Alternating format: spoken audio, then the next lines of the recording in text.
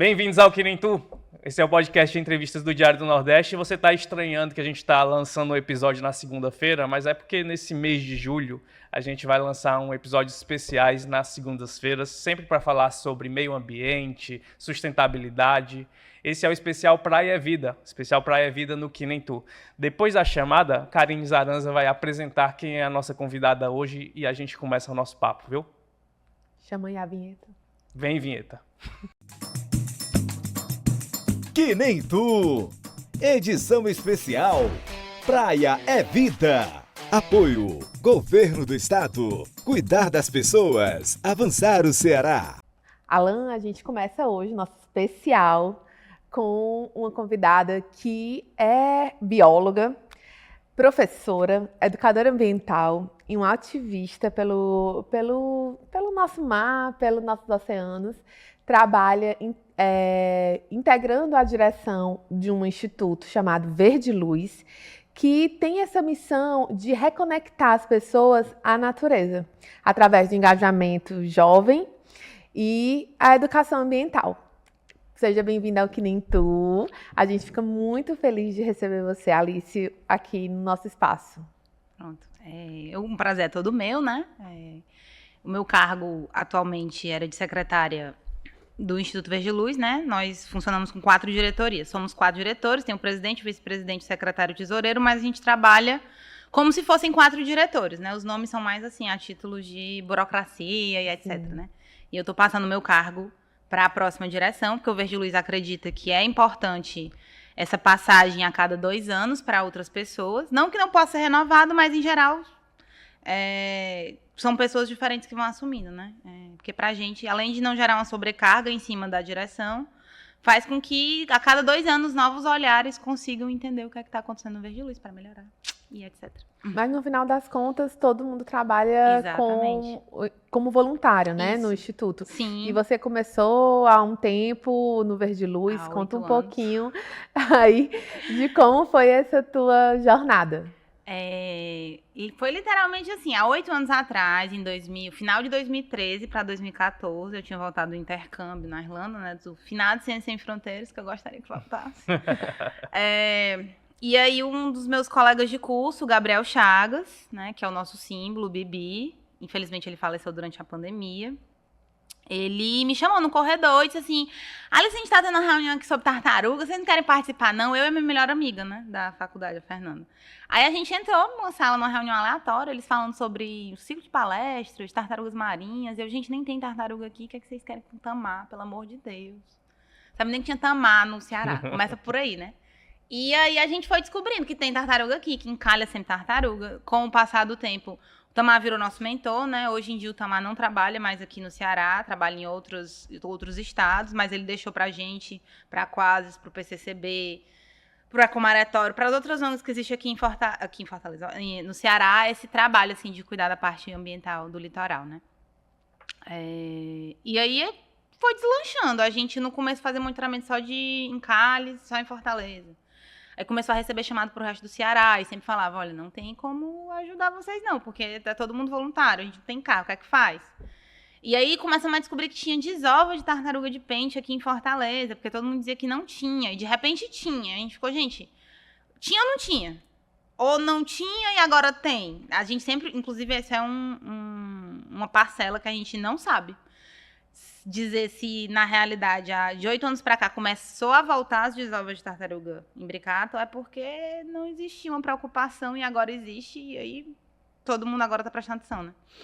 Então, aí começou. Tem mais ou menos 4, 5 anos que a gente faz um monitoramento realmente periódico da Praia do Futuro e da Sabiaguaba toda semana. A gente intensifica na época de desova, que é no começo do ano, entre janeiro e junho, mais ou menos. Acabou de acabar a temporada de desova. Em busca dos ninhos, e no segundo semestre a gente foca nos encalhes, porque Deus é bom o tempo todo, graças a Deus isso acontece aqui, porque se fosse na Bahia a gente tava lascado. A temporada de desova é no primeiro semestre e a de encalhes é no segundo, porque se fosse como na Bahia, que é os 2 no mesmo semestre, ninguém ia aguentar não ia dar certo. Então, agora é a temporada de ventos, aí normalmente as tartarugas encalham mais aqui, aí todo mundo pergunta, elas morrem mais? A gente não sabe. O fato é que os ventos arrastam mais elas para o litoral. Então, encalham mais tartarugas, tanto vivas quanto mortas, né? E aí a temporada de resgate. E o ciclo foi mais ou menos esse. Eu estava na graduação, fui chamada, fui trabalhando como educadora ambiental ali na graduação, entendendo o que era educação, né? Sempre gostei muito disso. Hoje eu sou bacharel e licenciada, justamente por esse amor à educação que eu tenho muito. E decidi que não, tudo bem, estou voluntariando aqui, mas eu acabar a graduação. Como é que eu vou me sustentar? Como é que a coisa vai fluir? E aí eu comecei o mestrado com tartarugas. E aí passei para o doutorado com tartarugas. E aí é uma forma que a gente do Verde Luz tem, por enquanto, que não consegue se monetizar 100%, de agregar de alguma forma as lideranças que a gente tem, né? A maioria trabalha com os objetos do voluntariado. Os meninos do GRU trabalham com resíduos urbanos, os meninos do ativismo, tanto da biologia, quanto do direito, quanto do jornalismo de outras áreas, trabalham com os seus TCCs, enfim, seus trabalhos gerais, né? Os objetos com de seus pesquisa, objetivos, né? isso. Com as coisas do Verde Luz, porque é uma forma da gente se manter, né? Uhum. Porque voluntariado por voluntariado, que são os nossos voluntários que passam 6 meses, 1 ano e saem, é uma experiência. Agora, quem fica, geralmente fica porque consegue transformar o Verde Luz numa pauta de vida, né? Acaba sendo assim. E as nossas lideranças atualmente são todas assim.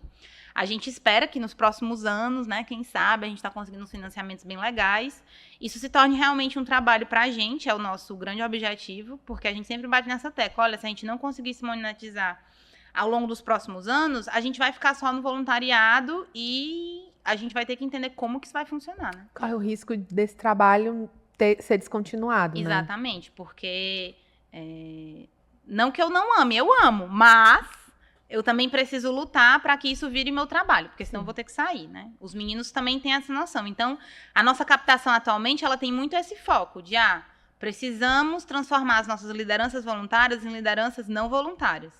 Como o nosso plano para os próximos 2, 3 anos está muito focado nisso. Como que a gente vai fazer isso sem perder a identidade do Verde Luz e sem deixar de fazer o que a gente já faz, né? Então, assim, foi bem aos pouquinhos. A maioria das pessoas acha que, assim, de repente a gente começou a salvar a tartaruga. A gente não foi. A gente começou com um ciclo de palestras. Aí os meninos da educação começaram dando palestras, dando minicursos, tendo minicursos. Vamos pro Tamar, vamos. Viajamos pro Tamar. Eu já fui para 3 bases diferentes do Tamar, as meninas também, né? Então a gente foi nesse meio de se profissionalizando ao mesmo tempo que fazia o Verde Luz crescer junto da gente, né? E Alice, o que te encantava nesses 8 anos, assim, de luta? Porque 8 anos é uma jornada longa pra você muito encarar longo, gente. Eu vou ser bem sincera, o que me encanta é o desespero de ver ninguém fazendo nada. É basicamente isso. Eu fico, gente, mas se eu não fizer, quem é que vai fazer? E aí, se eu não multiplicar, quem é que vai multiplicar? Se as pessoas não vão se preocupar com isso, eu preciso achar uma turma que se preocupe. E funcionou pra mim desse jeito, né? Eu sou bem realista com as coisas. Por isso, inclusive, que eu pautei o mestrado e o doutorado nisso, porque eu precisava encaixar de forma real que isso acontecesse, né?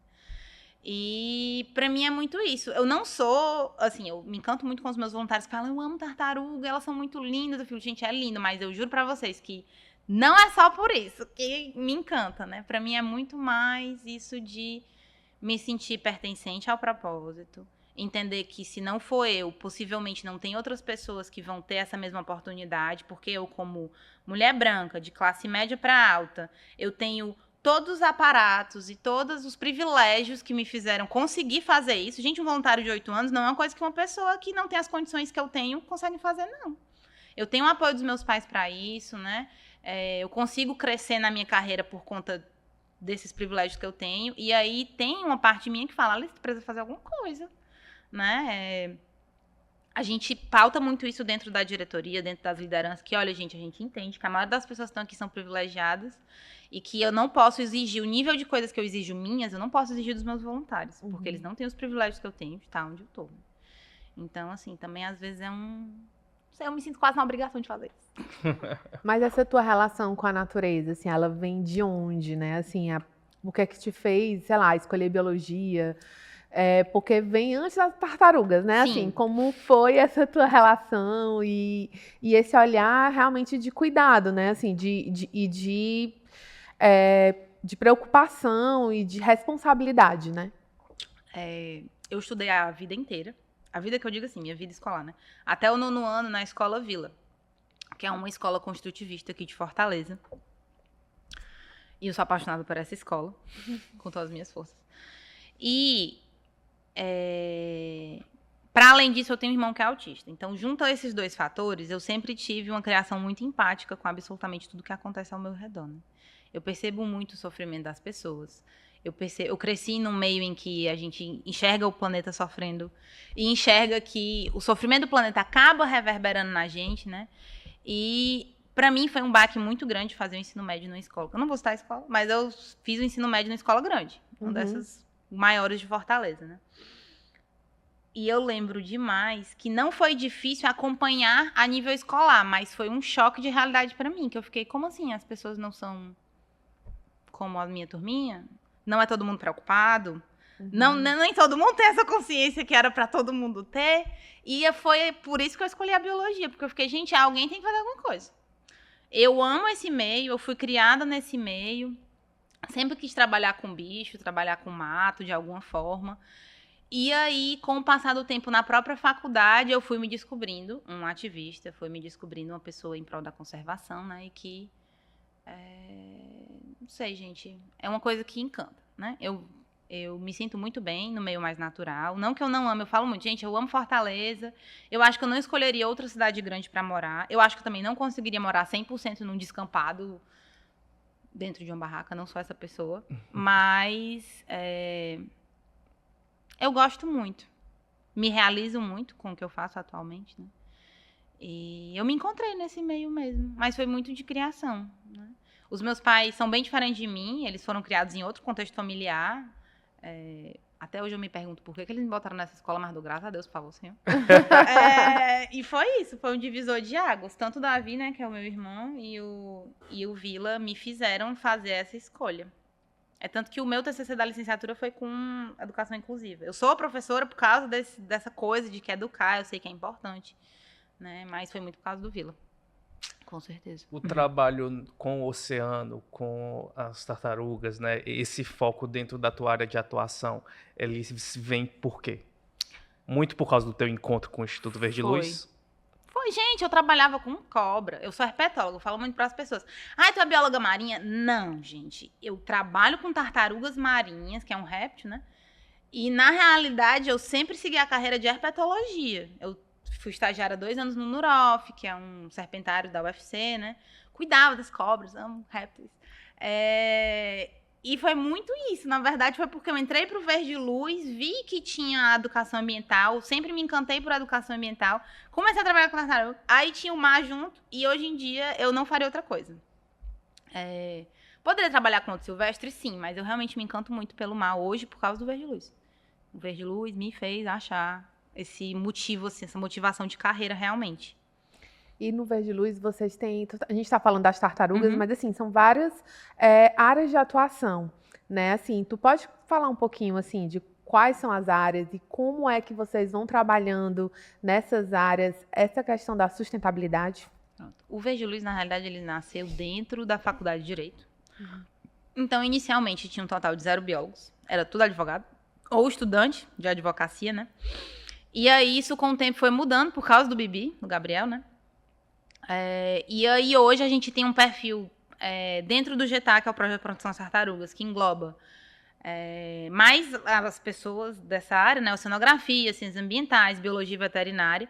Mas a área do ativismo, ainda tem muita gente do jornalismo, tem alunos também da biologia, tem os meninos da comunicação.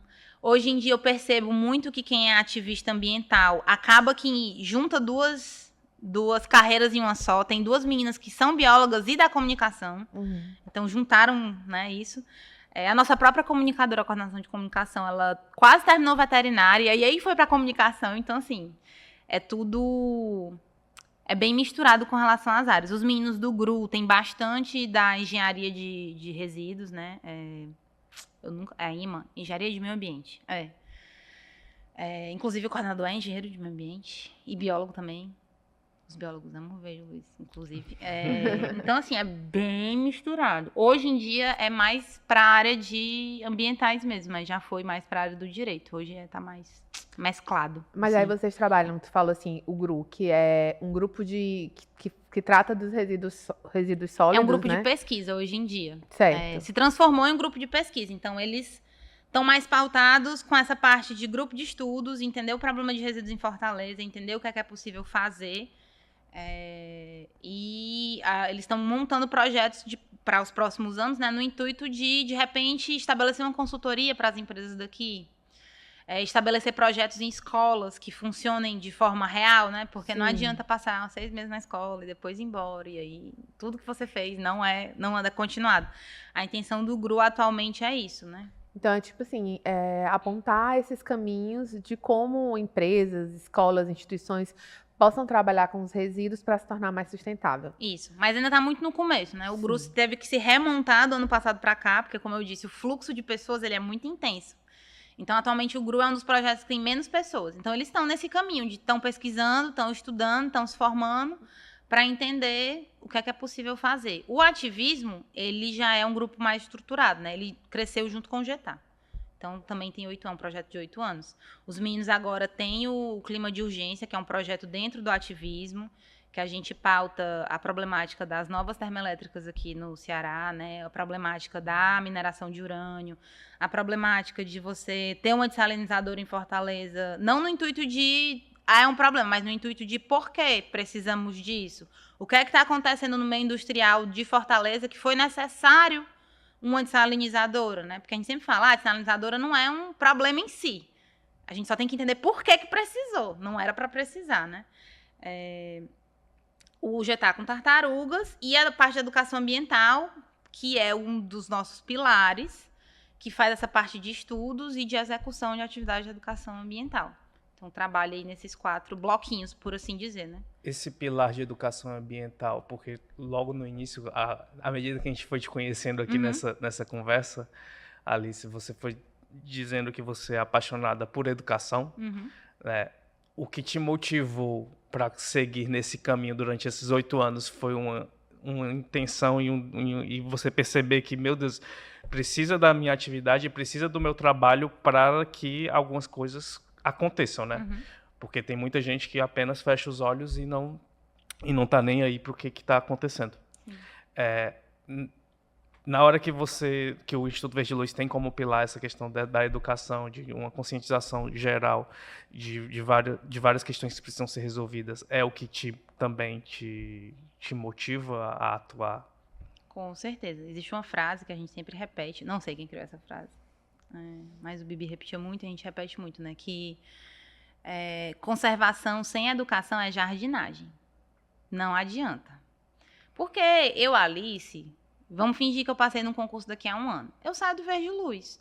Se eu não tiver educado os meus voluntários anteriores e os voluntários anteriores não tiverem conseguido atingir algumas escolas e algumas pessoas, o meu trabalho ele vai ter sido completamente em vão, porque eu sou uma adulta com a cabeça formada, a carreira caminhando, feita não, mas caminhando.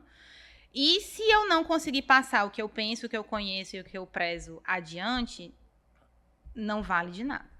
Isso vale para todas as carreiras possíveis e impossíveis. Se você não consegue compartilhar o conhecimento que você tem com outras pessoas de alguma forma, significa que o trabalho que você está fazendo, ele não é durável. Ele vai morrer com você. E qual é o sentido da gente viver desse jeito? Entendeu? Porque, inclusive, biologicamente, geneticamente falando, o propósito do ser humano é multiplicar a sua espécie adiante. E isso não vale só para a parte orgânica, né? Vale para os conhecimentos que a gente tem. É muito importante essa parte da educação. Ela vive muito comigo o tempo todo, né? Eu jamais conseguiria trabalhar em qualquer lugar em que, de alguma forma, a educação não fosse pautada. Não é uma coisa possível para mim, né? Tanto que sempre que a gente faz os projetos para qualquer instituição ou empresa, etc., que queira financiar a gente fala, olha, a gente trabalha com essa parte de comunicação e de preservação, mas precisa ter uma parte educativa por trás. A gente precisa trabalhar com a educação ambiental. Não existe nenhum projeto dentro do Verde Luz que não tenha educação ambiental inserida no meio. É impossível. E nessa jornada, Alice, você conseguiu ver uma evolução? Porque, assim, hoje se fala muito, né? Se fala muito, assim, se fala mais, né? Numa base de comparação em sustentabilidade, em meio ambiente, há uma compreensão e um entendimento da importância desses temas e de você preservar alguns espaços. Mas você sente ainda que há uma distância entre discurso e prática em muitos locais? Como é que você percebe isso? É algo bem claro, né? Hoje em dia, as pessoas que estão no poder, não falando só de politicamente, certo? Não falando de grandes empresas, de empresários, pessoas que detêm o poder monetário, não só no Brasil, mas no mundo, essas pessoas são extremamente inconscientes. A gente sempre... Eu ouço muito meu pai falar, mas na minha época não era assim. Ué, pai, porque na sua época tinha 1/10 da população que tem hoje, entendeu? Mas se a gente tivesse a população que a gente tem hoje, com o pensamento que existia na época que meu pai era criança, o mundo já tinha acabado. Não tem como. Então, assim, eu percebo que as gerações atuais, elas estão mudando. Eu percebo, os meus alunos já têm uma consciência muito melhor do que a que eu tinha. Eles são muito mais tranquilos. Até a forma de discutir eu acho mais saudável com os adolescentes hoje em dia do que na época que eu era adolescente. Então, assim, eu vejo a mudança, mas ela é muito devagar. E, atualmente, as pessoas que estão no poder, que têm o poder de mudança, não enxergam a necessidade. Então, assim, pena da próxima geração, que é a que vai ter que carregar isso nos ombros. É ela que vai ter que remediar os problemas que a gente está causando hoje, entendeu? A gente vive num mundo que é muito imediatista, que se eu não conseguir o dinheiro agora, eu não vou conseguir mais, a empresa vai quebrar, o mundo vai se acabar, e não é assim que funciona. Até porque o planeta, ele está há, sei lá, 3, 4 bilhões de anos existindo, a gente está há 100 mil, 200 mil, se você for contar as espécies anteriores, né? Então, assim, a gente se acaba e o planeta não. Eu vejo com olhos de esperança. Acho que as coisas estão mudando, sim. Mas acho que ainda mudam muito devagar. E quais são esses comportamentos, essas ações na prática que possam reforçar esses discursos, assim? Porque a gente entende que esses discursos, eles podem acontecer mais, mas o que é que falta mais de ação, né? Assim, que você pudesse falar assim, não, a gente está demorando nisso, mas isso podem trazer impactos mais do que o discurso, vamos dizer assim. Falta a população. Quando eu falo população, não é a classe média alta. Falta a população enxergar que ela tem o poder de mudar as coisas. É muito difícil para um país colonizado, muito difícil para os outros países que ainda são subjugados pelas outras potências, de uma forma geral, né? Porque quando você fala de conservação, não tem como desligar a parte social. E é muito difícil para essa população de base entender que a população que está no topo, as pessoas que detêm o dinheiro, as pessoas que detêm o poder de fazer a mudança real, elas só estão ali porque tem as pessoas de base para trabalhar para eles. Então, assim, precisa dessa acordada das pessoas, e por isso que eu acho que está mudando, entendeu? Eu já vejo, os meus alunos de periferia hoje têm uma noção de exigir direitos, de entender qual é o seu local que eu não via quando eu era criança, entendeu? Uhum. Então, assim, falta isso, a população acordar. Parar de ficar quieta na sua e achar que tem que ser desse jeito, porque não tem, né? Se a gente não faz a mudança agora, ninguém vai fazer pela gente. Então, assim, falta ainda esse clique. Não sei como é que chama isso, mas falta essa acordada. Alice, falando em oceano, assim, o que hoje a gente consegue pontuar como o que há de mais rico e o que é mais ameaçador? Ameaçador no sentido de se acabar? Isso. Então. A gente pode focar, inclusive, aqui no Ceará, né? Por exemplo. Daqui, porque por eu exemplo, acho que vai ter vários... Muitas pessoas não sabem, mas a gente tem um banco, no Ceará, a gente tem um banco de algas muito importante.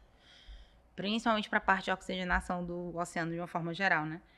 Inclusive, aqui encalha muita tartaruga verde por causa desse banco de algas. Então, assim, a gente sabe que no momento em que a temperatura da água aumenta um pouquinho, possivelmente esse banco de águas vai sumir. A gente tem a Pedra da Risca do Meio, que ninguém entende o que é aquilo ali, mas é basicamente uma ilha submersa. Não é uma ilha para fora, né? É uma ilha para dentro, que é um grande banco de corais. Minha professora vai me matar, porque não são corais verdadeiros, mas são espécies, tipo, semi-corais. Com muitas espécies de peixes, de tubarões, de tartarugas se alimentando ali. Então, assim, a gente tem aqui na orla do Ceará, na orla de Fortaleza, essa riqueza de biodiversidade, né? Aqui tem um número de espécies marinhas muito grandes, tanto que entra em contato com a costa, quanto as que estão mais afastadas, né? E hoje a grande problemática que a gente enfrenta é, infelizmente, a pesca predatória. E quando eu falo de pesca predatória, não é o pescador que pega o seu arpão e vai pescar. Não é o senhorzinho da rede que atira a rede ali no seu barquinho e pega. É a pesca predatória de atum. Ave Maria, a gente às vezes faz monitoramento ali no Pecém, no Porto do Pecém. Gente, são embarcações que passam 40 dias no mar, pescam peixes cada vez menores. Muita gente não entende, mas um atum adulto, ele é para ser maior do que metade dessa mesa, é quase uma mesa toda dessa. Os atuns adultos que eles estão pegando é menos do que metade dessa mesa. Então, assim, a gente percebe que essa pesca predatória, ela está cada vez mais diminuindo o tamanho das populações. Porque o que é que significa um peixe ser pequeno? Significa que ele está juvenil ainda. Então, a gente está pegando os juvenis e não os adultos. Então, nem estamos dando tempo para os peixes se reproduzirem, né? Então, a pesca predatória aqui é muito problemática. Não existe uma fiscalização no Porto do Mucuripe, que deveria existir. Acho que foi semana passada que saiu uma reportagem que um pescador do Titanzinho tinha pescado um tubarão, que ele foi até preso, mas foi solto depois, porque, enfim, né, foi atestado, dentre várias coisas, que a culpa não foi dele. Mas os olhos que deveriam existir ali para o Mucuripe não existem. Os olhos que deveriam existir para o Pecém não existem, né? Então, assim, essa pesca, ela é muito complicada. Porque o culpado não é o pescador em si que está ali. Gente, um pescador, se ele ganhar um salário mínimo por mês, é muita coisa. O problema é o dono do barco que aluga o barco. É o cara que detém ali... É o bendito do empresário. É a pessoa que está ali em cima, que detém o poder monetário e que diz, olha, você precisa fazer esse serviço aqui para mim, então faça. E eles não fazem, porque tem que fazer. E muitas vezes o pescador, essa figura que a gente tem, ele tem muita consciência da necessidade de preservar, né? Porque ele está ali próximo e ele sabe que a vida dele, da família, ela depende daquela pesca. Exatamente. E aí eles vão ter o cuidado de, não, a gente não pode deixar isso acabar, a gente não pode deixar que isso fique mais raro e escasso, né? Isso. Se a Sabiaguaba ainda existe, gente, do jeito que ela existe, não é por outro motivo, não é porque a prefeitura está sendo boazinha, não. É porque tem a comunidade da Boca da Barra ali dizendo, meu irmão, isso aqui é meu, vocês não vão mexer, a gente é uma comunidade tradicional e não tem quem entre aqui e acabou-se. Se não fosse aquilo ali, a Boca da Barra tinha virado uma beira-mar já. O que ia ser muito triste, porque é para ser uma área preservada, né? E a gente vê que não tem sido. Mas os pescadores muitas vezes são muito mais conscientes do que a gente. Alice, eu ia perguntar justamente disso, assim, o que é a gente, assim? A gente falou do pescador, dessas comunidades que estão bem, assim, na ponta mesmo, tentando lutar pela preservação, mas o que é que eu, o Alan, o pessoal que está em casa vendo, o que é que a gente pode fazer no sentido de, tipo assim, não, vamos ter um pouco mais de consciência e no dia a dia, o que é que a gente pode fazer para estar também cuidando, conservando e preservando os nossos mares, a vida que está nele, né? O que é que a gente pode mudar ou perceber no nosso cotidiano mesmo, né? A primeira coisa que eu diria era, escolha uma ONG para fazer uma doação mensal. Porque é muito importante. Não, gente, sério. É muito importante essa parte. Muitas pessoas chegam pra gente falando, mas eu queria fazer alguma coisa, eu não tenho tempo. Pois doe seu dinheiro, minha filha, doe seu dinheiro. Mas aí eu tenho tempo, então doe seu trabalho voluntário. Né? Essa parte também é interessante. E com relação a hábitos, né? É aprender a se reeducar. Por que não? Gente, é muito chato estar acompanhando o tempo todo as notícias. É muito chato ter que falar com o lado A, o lado B, o lado C, porque a gente, pelo menos, acredita muito nisso, que a nossa visão de conservação, ela não é uma visão única. A gente conversa com pessoas que não concordam com o trabalho da gente. E a gente precisa escutar essas pessoas. Porque se a gente não chega no meio termo para se juntar, as coisas não acontecem, né?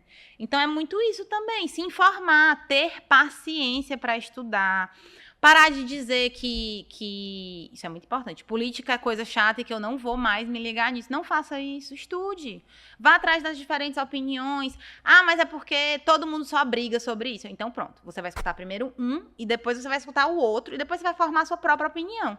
Mas vá atrás. Se informe. Ainda mais nessa área de fake news adoidado, se informar, gente, é a maior arma que a gente tem. Porque a coisa mais fácil do mundo é quando eu não tô bem informada, alguém me falar uma coisa, eu acreditar e pronto, ali é a verdade pra minha vida e acabou-se, né? Eu falo muito pra quem me pergunta as coisas, gente, eu tô falando aqui uma coisa, mas não necessariamente o que eu tô falando é a verdade cega do planeta, não. Vá pesquisar, vá ver se eu tô dizendo mesmo as coisas certas, vai que eu errei alguma coisa que eu tô falando aqui. Isso também é muito importante, né? Essa visão mais crítica das coisas é muito importante. E as pessoas acham que é uma bobagem, que não vai mudar nada, mas muda. Porque na época da eleição é o que faz você votar nas pessoas certas. Não nas presidências em si, né? Mas nos próprios prefeitos, nos próprios vereadores, né? Nas próprias pessoas que você escolhe para estar como companhia. Tudo isso infere em você sentar um pouquinho para estudar. Entender um pouquinho o que é que está acontecendo no mundo, né? Se você é uma pessoa muito sensível e não quer ver só desgraça, tudo bem. Veja as notícias menos ruins, mas veja, né? Se informe, por favor. E quais são as políticas públicas que a gente fala um pouquinho sobre essa história da política, né? Quais são as políticas públicas mais urgentes que você poderia dizer assim, olha, Karine, acho que a gente precisava disso para a gente falar sobre sustentabilidade, com o foco aqui, né, nos oceanos, aqui no Ceará, em Fortaleza. O que é que você acha assim, tipo assim, olha, isso precisa ser tratado, ser discutido e ser definido, né? Os planos e as organizações das nossas, como é que a gente diz? Dos nossos conselhos gestores, eles precisam ser finalizados. Isso é uma coisa assim que já deveria ter sido feito, não foi feito, não foi completado, né? Não são todos as nossas áreas de preservação ambiental que têm planos de gestão e que têm gestores ativos, né? Inclusive, isso gera uma super sobrecarga na SEMA, porque a SEMA não tem pessoas concursadas. E aí, com o passar dos anos, tem uma pessoa que tem que gerir 5 unidades de conservação diferentes. Isso é um trabalho impossível de se fazer. Aí faz, mas não dá pra fazer direito, porque a pobre da pessoa é só super sobrecarregada, né? Então, assim, falta esse olhar de gestão ambiental mesmo, da prefeitura, do governo do estado, entender que uma gestão ambiental boa reflete num turismo bom, que reflete uma boa economia para a cidade, né? Uma outra coisa que é urgente, a gente fez agora em parceria com a prefeitura, com a SEMA e com a UFC e a UES, o nosso centro de atendimento emergencial para tartarugas marinhas. Está feito. E está fechado. O que eles chamam de quarentenário. Mas né? o nome é centro de estabilização, porque para ser um quarentenário, a gente precisaria manter os animais lá. E a ideia é manter eles por máximo 72 horas, para que a gente possa mandar para um centro de reabilitação maior. Entendi. A gente chegou a divulgar essa história do quarentenário e a falar um pouquinho sobre o impacto, que existia até uma ideia de que a gente conseguisse transformar um índice de tartarugas que morrem para que elas tenham mais chances de vida, né, após o resgate. A intenção do centro de estabilização é essa, mas ele não está operacionalizado. Por quê?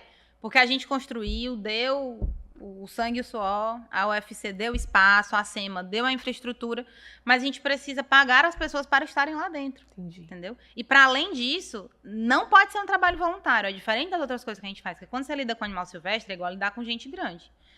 Você precisa de um veterinário e de um assistente pagos, porque eles vão ser responsáveis técnicos, e por lei você não pode fazer trabalho voluntário. Então, assim, até pra gente legalmente, por exemplo, encalhar uma tartaruga hoje. Alice, eu não posso pegar essa tartaruga e botar lá no quarentenário. Eu vou ter que negar o pedido. Ou então eu vou ter que arranjar um carro hoje, que é o mais difícil. A gente nunca consegue um carro para viajar, os 300 quilômetros para viajar num dia só, né? Porque aí vocês têm que resgatar as tartarugas e levar lá para o Rio Grande do Norte, isso, que é onde tem o quarentenário, né? Exatamente. Então, assim, e o quarentenário, na realidade, já é uma medida paliativa para o fato da gente não ter setas. Como é que a gente tem um estado, tamanho do Ceará, que faz obra à torta e à direita? Assim para baixo tem obra. E a gente não tem o CETAS, que é um centro de triagem de animais silvestres. Qualquer denúncia... Hoje em dia, para você ter noção, o BPMA está tão sobrecarregado com denúncia de tráfico de aves, que hoje em dia o BPMA está recebendo ordens, etc., para chegar no traficante, na pessoa que trafica as aves, e dizer, olha, eu vou lhe tornar um criador legal. Porque senão eu não posso fazer nada. Ele nem pode tirar as aves dele, porque não tem onde levar as aves, porque as aves deveriam estar para um CETAS e não podem. O CETAS daqui, ele se mantém aberto apenas para operações extraordinárias, porque eu acho que só tem 2 funcionários no CETAS. E aí eles têm que cuidar de não sei quantos bichos. E eles não recebem mais nenhum bicho, né? Tipo, o CETES está fechado. E aí eles estão nesse impasse. Ou seja, precisa estruturar uma rede, tanto de fiscalização quanto de suporte e cuidado a esses animais. A parte de Que animais não silvestres que não existe. Não existe, gente. Não é uma coisa de, tá precário. Não, gente, não existe. Entendeu? As pessoas às vezes sejam desesperadas pra gente. Mas a tartaruga encalhou, o bicho encalhou. Gente, não tem o que fazer. Um dia desse, o que foi? Acho que foi um cervo que foi atropelado ali na BR. E aí ligaram pra gente porque é silvestre, né? E aí a Pró Silvestre que atendeu e tentou fazer alguma coisa, mas a gente não consegue. Não tem como. Como é que eu vou me tacar daqui pra 200 km da BR? E aí ter que trazer o animal pra cá. E quem é que vai cuidar? É medicamento, veterinário. Entendeu? E é uma coisa que é assim, mas aí acontece, é um acidente ou não, gente. Esses bichos não estão morrendo porque é um acidente, não. A tartaruga, quando chega aqui, ela chega com um rombo na cabeça por causa da embarcação. Ela chega sem uma nadadeira por causa de uma hélice, entendeu? Ela chega com um furo no pescoço que com certeza foi de uma facada de um pescador. Porque assim, o pescador ele tem que decidir entre cortar a sua rede, que custa quase um salário mínimo, ou cortar a nadadeira da tartaruga. Então ele vai cortar a nadadeira da tartaruga. Tá errado? Não posso dizer que um pescador desse tá errado, né? Então assim, é toda uma falta de suporte geral. E a culpa é nossa. Não é da natureza que resolveu encalhar as tartarugas e atropelar os bichos no meio da rua, não. É nossa. Tu já tá falando aí um pouquinho sobre essa história das tartarugas, mas eu tinha visto aqui que a gente soltou em 2020, o Diário do Nordeste publicou, um levantamento que dizia que a cada 10 tartarugas encalhadas no Ceará, 8 são encontradas mortas. E eu queria saber de ti, por que isso acontece? E como é que a gente pode melhorar isso? Uma parte você já falou aí sobre esse resgate, né? Mas assim, por que esses números são tão ruins? E se houve já uma melhora, né? Porque passamos aí uns tempos, mas vamos ver se melhorou ou não. Por enquanto melhorou nada, não. Não para essa área, pelo menos, né? A gente tem esperanças mais assim. A gente percebeu que do ano passado para cá, o número de editais, por exemplo, aumentou. O número de fomentos e oportunidades pra gente aumentou. Então, pras ONGs, né, que eu digo, ok, essa parte já é muito boa. Com relação ao fato das tartarugas encalharem, a maioria é morta. Gente, o animal silvestre, de uma forma geral, quando ele tá ruim, ele tá doente, ele se esconde, ele não vai aparecer, não. E uma tartaruga, os répteis, de uma forma geral, eles são extremamente resistentes, muito resistentes. Então, a tartaruga, para encalhar, ela já passou, gente, às vezes meses, anos doente. E ela só vai encalhar quando ela não aguenta mais nadar. É como se, fazendo um panorama aqui com a gente, é como se você, o ser humano, tá ali na sua casinha, ele começa a adoecer. Mas ele precisa trabalhar para sobreviver. E ele vai continuar trabalhando doente. E ele só vai deixar de trabalhar e sumir do trabalho dele quando ele não puder mais trabalhar de jeito nenhum. A tartaruga é a mesma coisa. Então, essas tartarugas, elas encalham nesse dado alarmante. É um dado normal para silvestres, na verdade, né? É justamente por isso. Porque a tartaruga, na realidade, na maioria das vezes, ela morre no mar. Entendeu? Pra gente, e como é que a gente poderia mitigar isso? Aí a gente precisaria, meu filho, de outro país. Que se preocupasse mais. Porque precisaria de um programa nacional de monitoramento dos mares, para identificar os animais doentes no mar. Gente, isso é uma realidade assim que não... muito futurista e positiva. Gostaria que isso acontecesse sim, mas a gente não consegue cuidar nem do básico. Para realmente esses números de encalhe diminuir, precisaria de um trabalho bem diferente. Muito diferente. Precisaria desse monitoramento, e esse monitoramento não tem aqui. A gente precisaria ter um mega projeto assim, de anos para taguear todas as tartarugas que tem aqui, ou todos os animais marinhos que tem aqui, que é o quê? Botar um brinquinho, botar um chip, né, para fazer esse monitoramento de fauna silvestre. Que isso existe no sul para onças, para algumas onças, porque elas têm uma população menor. Mas não dá para fazer isso, gente, com uma população de milhares de tartarugas, milhares de baleias, milhares de peixe-boi, né? Então, assim, é difícil. Há uma limitação técnica também por dificuldades de investimento em pesquisa científica? Não, é demais. Gente, pelo amor de Deus, eu faço um trabalho de monitoramento com o Verde Luz, o meu trabalho de doutorado, monitoramento de tartarugas marinhas aqui no Ceará e com específico foco em Fortaleza para a desova. E aí eu estou estudando a parte de temperatura do ninho.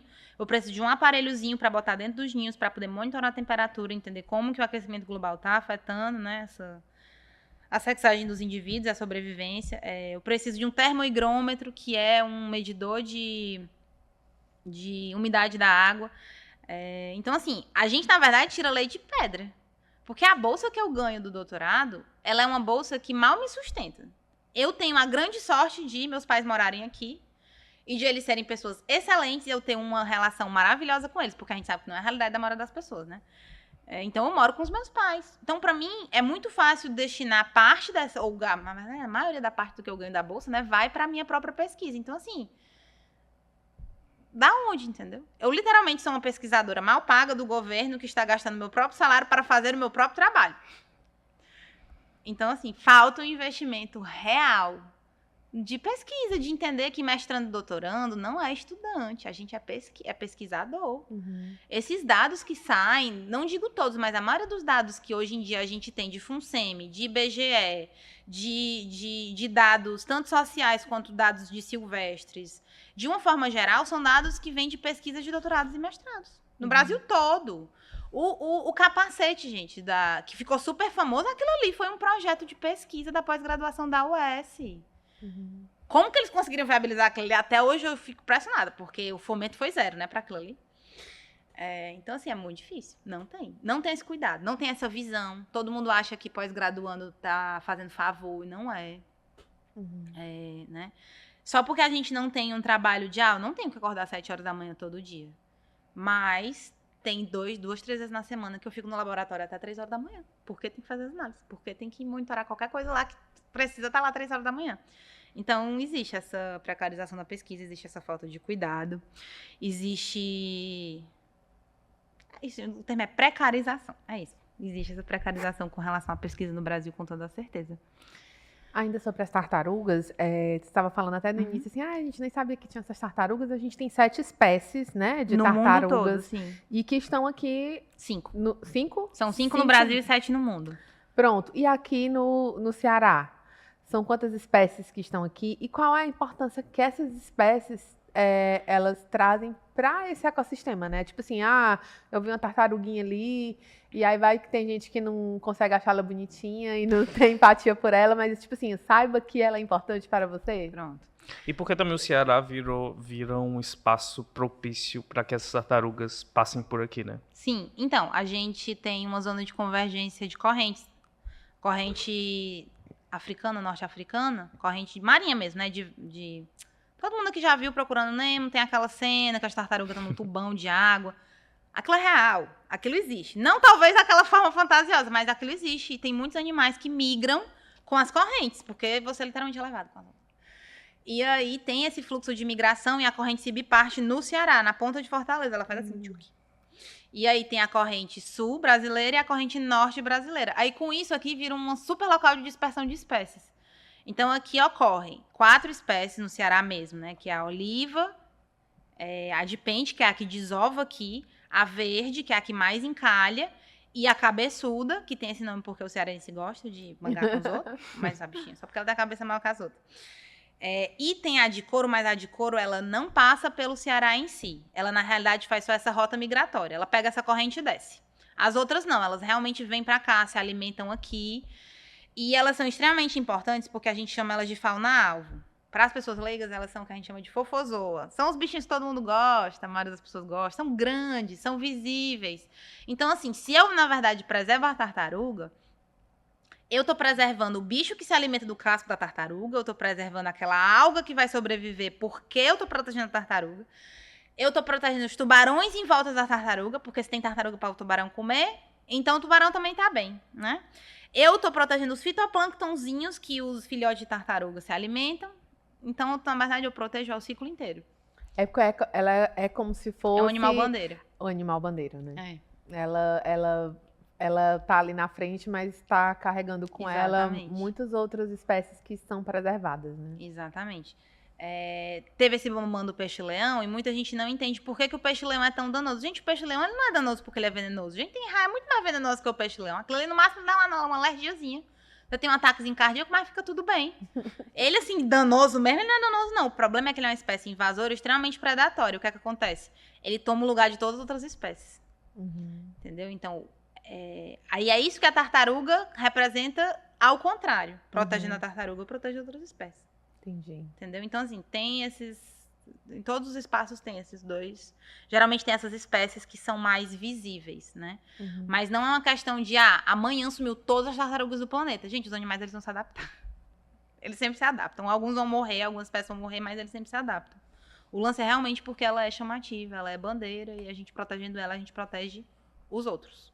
E Alice, a gente tem uma lista com os animais que eles estão em extinção, né? Então, assim, de forma recorrente, essa lista ela é publicada e existe animais que estão em alerta, animais que já estão com um perigo mais elevado de desaparecer. Quais são esses animais que você pode dizer, né, assim, que a gente precisa estar em alerta, tipo assim, gente, se a gente não fizer alguma coisa, a gente vai deixar de ter.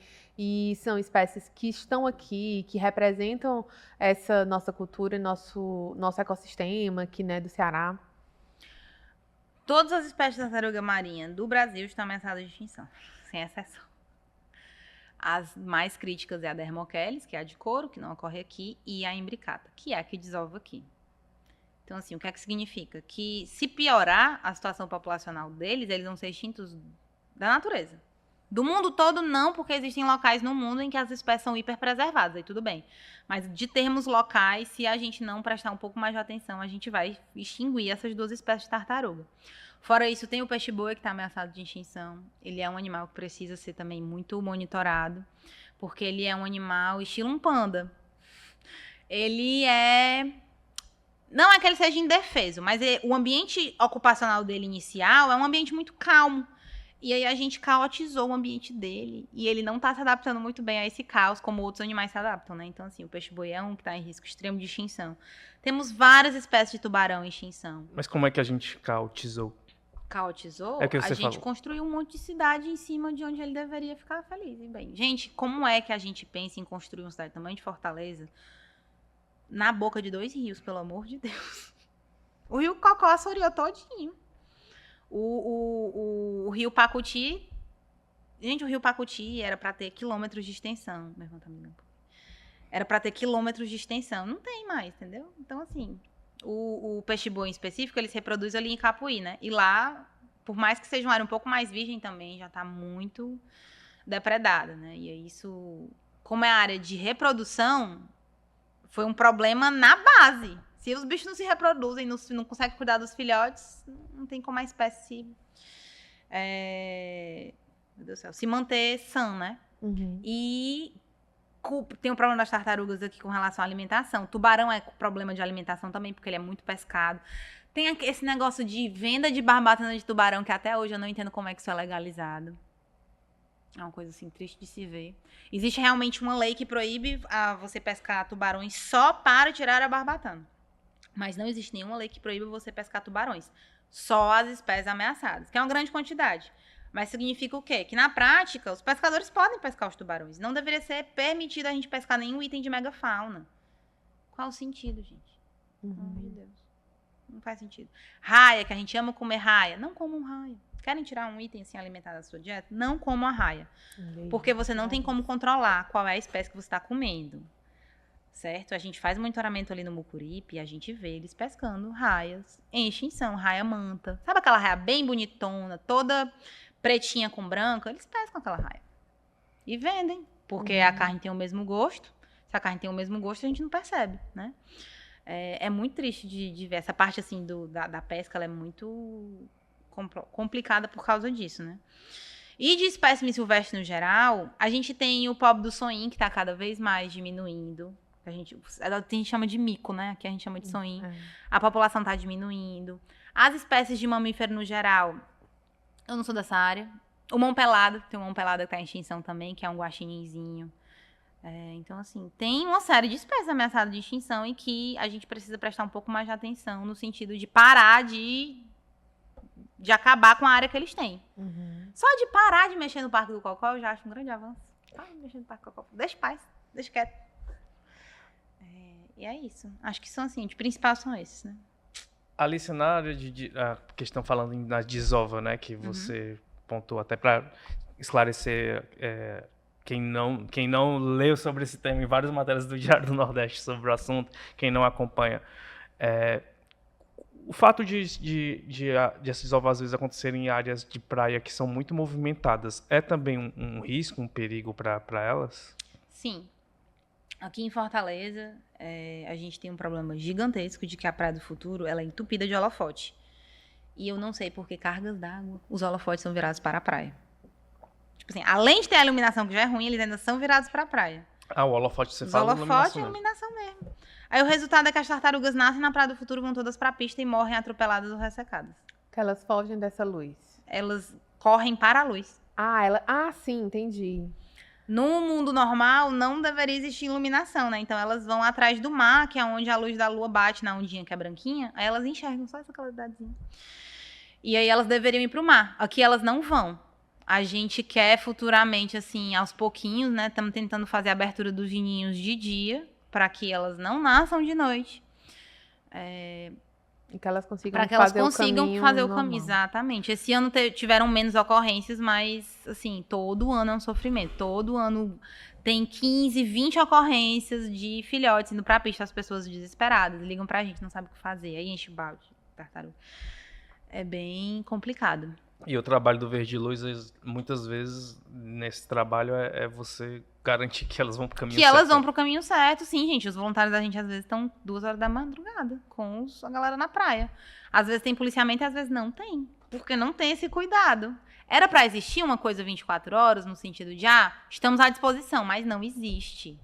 Muitas vezes, e aí eu vou destacar, assim, o papel da Polícia Civil e dos bombeiros, que não é por causa do comando em si que eles têm, é por causa dos soldados, dos cabos, né, do sargento, que gosta muito do trabalho que a gente faz e diz, olha, pode me ligar do meu celular que eu arranjo uma equipe, mas não é a preocupação geral deles, entendeu? Sim, não tá dentro de uma política Não tá dentro- estruturada, exatamente. né? Vai de cada pessoa. Vai de cada E pessoa. quando a gente fala nessa desovalice, a frequência é o quê? Assim, porque você explicou até no início que geralmente acontece no primeiro semestre, né?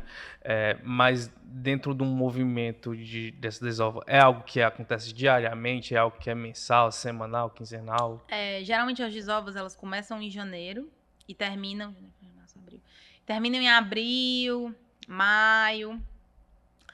E assim, a gente tem o pico das desovas, que é o pico de caos, janeiro, fevereiro, março. É março e abril, mais ou menos. Que é quando a gente tem, assim, 2, 3 desovas por semana. 4, 5 Nossa. de uma vez. Teve um fim de semana que, se o Sargento Campelo alguma vez me escutar ouvindo isso, eu fico, meu Deus do céu, meu filho. Este homem, que é um bombeiro, que eu acho que ele é melhor do que todo mundo em achar ninho. Ele achou 22 ninhos num fim de semana. Eu fiquei, meu filho, pelo amor de Deus. E a gente passou 3 semanas pra conseguir marcar os ninhos. Porque tinha que. Ele botou a estaca direitinho, mas uma hora ele falou: ali se acabou as placas, não tem mais placa, não. Pra gente achar esse ninho de novo depois. Então, assim, tem essas semanas em que, assim, é 10, 15 desova de uma vez e tem semana que é nenhuma. Mas quando tá no pico, é umas 2 ou 3 por semana, na média, assim. E a gente tem mais ou menos hoje uns 100 ninhos por temporada. Esse ano foram mais ou menos 100. Foram 98, eu acho. Isso, assim, dos que a gente monitora. Porque a gente sabe que tem ninhos que a gente não acha. Porque a gente não tá lá todo dia, a gente tá lá uma vez por semana. E isso também, né, acaba coincidindo com aquela conversa que a gente estava falando sobre falta de pesquisa científica, Sim. né, de investimento em pesquisa científica. Porque se Sim. você não... O ideal era a gente estar todos os dias na praia de manhã cedo, fazer só um bate e volta, gente, vai e volta. Só que a gente não tem como, porque ninguém tem carro. A gente precisaria de um veículo autorizado para fazer isso, não tem. Precisaria da gasolina, de pagar pessoas, de manutenção. Precisaria de um projeto estruturado, né, que a gente ainda não tem. Mas o ideal seria estar todo dia na praia. E para quem nos escuta e assiste, é sempre bom lembrar, né, que a gente está falando de espécies em extinção. Sim. Então, toda essa falta de cuidado, a gente está cada dia... Cada dia pior. E assim, só pra vocês terem noção que tem muito ninho que a gente não monitora. Que a gente conseguiu saber, tiveram pelo menos uns 10 ninhos que eles eclodiram. As pessoas ligaram pra gente falando, olha, não tem nenhuma placa aqui, num canto em que não tinha ninho e que brotou tartaruga do chão. Inclusive, depois a gente nem acha a câmara de ovos, porque é muito difícil, depois que a areia tá remexida. Então, assim, tem muito ninho que a gente não pega. E que são justamente isso, são ninhos que ficam desprotegidos, 100% desprotegidos. Aí o carro passa por cima, as pessoas passam por cima, o barraqueiro passa por cima. E aí não sobrevive, né, quando isso acontece. Alice, a gente sabe que são muitos os desafios, acho que, sobretudo, quando a gente fala de meio ambiente, né, assim, por tantos anos a gente não conseguiu entender que não há como separar essa questão da preservação e da conservação de um desenvolvimento, porque, enfim, mas o que é que a gente pode dizer, tipo assim, sei lá, a gente falou aí sobre muitos desafios, mas assim, olha, isso aqui foi muito legal, isso aqui foi uma conquista, e que bom que a gente conseguiu isso, assim. O que é que tu poderia citar de uma vitória e de algo que a gente pode colocar, tipo, poxa, isso aqui a gente dá pra falar assim, a gente conseguiu, isso aqui é uma esperança e a gente conseguiu. As últimas eleições para vereadores, de uma forma geral, foi uma eleição bem positiva. A gente conseguiu eleger pessoas que eu acredito que 10 anos atrás não teriam a menor chance de serem eleitas, com relação a pessoas que realmente trazem pautas ambientais e sociais relevantes, né? Não vou citar nomes, porque senão depois me matam. Mas tem uma série de políticos que atuam junto com a gente, que são eles que, inclusive, conseguem organizar a parte de projetos de leis com a gente, que são realmente pessoas engajadas e que eu percebo que eu, quando criança, sempre tive uma visão de que o político era uma pessoa muito afastada da sociedade. Hoje em dia eu percebo que existem alguns políticos que a gente está conseguindo eleger que não. São pessoas que realmente entendem o que é que a população passa, entendem o que é preservação ambiental, são biólogos, são conservacionistas, são pessoas do jornalismo, são pessoas que não são políticos de carreira, são pessoas que realmente estão ali para fazer alguma coisa diferente. Então, assim, eu acho extremamente positivo isso. Até porque é um ponto obrigatório para que a mudança aconteça, é que a gente mude os políticos que estão no poder. Um outro ponto muito positivo que eu entendo é o próprio quarentenário, ele é uma conquista que a gente tem, por mais que a gente não tenha conseguido operacionalizar ele, só dizer ele existir em estrutura, ele é um passo, porque hoje em dia a gente já consegue pedir fomento, por exemplo, um projeto de 1 ano para operacionalizar um centro desse, a gente já consegue fazer um projeto desse sem precisar pedir R$1 milhão para poder construir o centro, porque o centro já está construído. Uhum. Então tem essa coisa mais positiva também. A gente tem uma base de educação ambiental também, que foi outro ponto positivo. A gente nota hoje que as barracas de praia, essas grandes mesmo, como por exemplo a Crocobit, elas realmente se interessam em ajudar, não no sentido de a gente quer só dar visibilidade. Não, as pessoas realmente...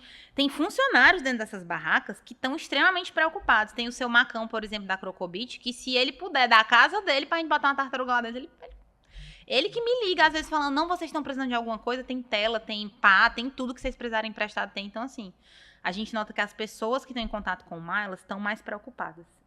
E a gente nota que isso também se dá porque a gente conseguiu caminhar junto com elas, né? O Verde Luz tem um pouco mais de visibilidade hoje em dia e as pessoas estão mais preocupadas.